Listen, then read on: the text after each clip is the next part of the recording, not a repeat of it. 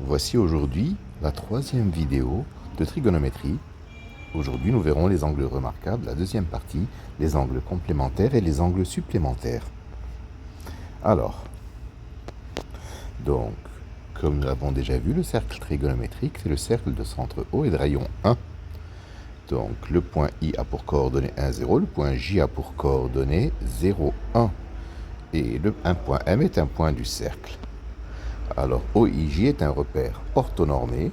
C est bien sûr le cercle trigonométrique. M a pour abscisse curviligne petit x, c'est-à-dire que l'angle IOM fait petit x. Alors, soit N, le symétrique de M par rapport à la droite OI, c'est-à-dire par rapport à l'axe des abscisses. P est le symétrique de M par rapport à l'axe des ordonnées OJ.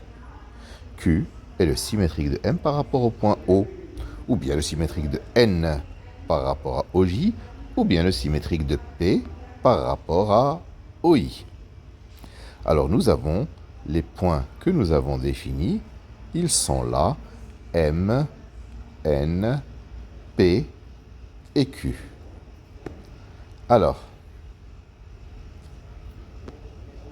si M a pour abscisse curviligne x, c'est-à-dire sa mesure principale, N a pour abscisse moins x. P a pour abscisse curviligne pi moins x. Et Q a pour abscisse curviligne pi plus x. M et N ont la même abscisse et les ordonnées opposées. Donc cosinus de moins x, c'est cosinus x. Et sinus de moins x, c'est moins sinus x. Nous dirons plus tard que la fonction cosinus est paire et que la fonction sinus est impaire. M et P ont des abscisses opposées et des ordonnées identiques. Ainsi, cosinus pi moins x, c'est moins cosinus x, et sinus pi moins x, c'est sinus x. M et Q ont des abscisses opposées et des ordonnées opposées. Ainsi, cosinus pi plus x, c'est moins cosinus x, sinus pi plus x, c'est moins sinus x. Alors, en résumé, cosinus de pi plus x, c'est cosinus x, et sinus de 2pi plus x égale sinus x. C'est-à-dire que si nous faisons un tour complet sur le cercle, nous obtenons le même point, donc la même abscisse et la même ordonnée. Nous dirons que les fonctions cosinus et sinus ont pour période 2pi. Cosinus moins x, c'est cosinus x, sinus moins x, c'est moins sinus x, comme nous l'avons vu. Cosinus pi moins x, c'est moins cosinus x, sinus pi moins x, c'est sinus x. Cosinus pi plus x, c'est moins cosinus x, sinus pi plus x, c'est moins sinus x. Alors, dans le triangle rectangle ABC, notons x, l'angle aigu B.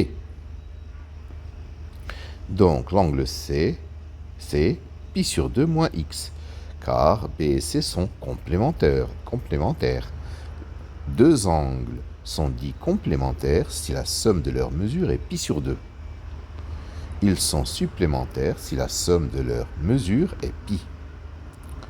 Donc, cosinus x égale AB sur BC. Sinus pi sur 2 moins x, c'est également AB sur BC. Cosinus pi sur 2 moins x, c'est AC sur BC.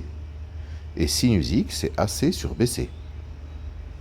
Donc, cosinus de pi sur 2 moins x, c'est cosinus x, c'est sinus x. Et sinus pi sur 2 moins x, c'est cosinus x.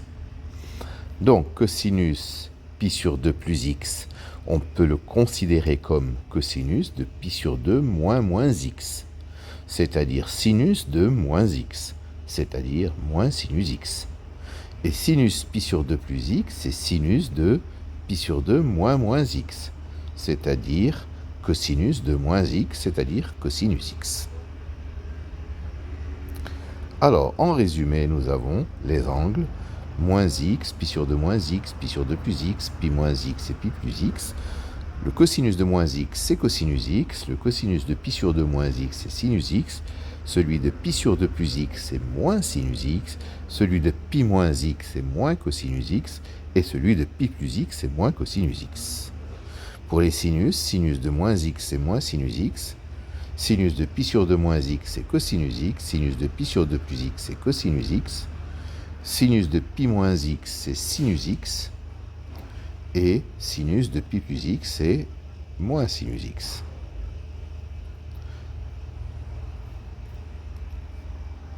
Voilà pour cette vidéo sur les cosinus et sinus des angles remarquables et de leurs complémentaires et supplémentaires.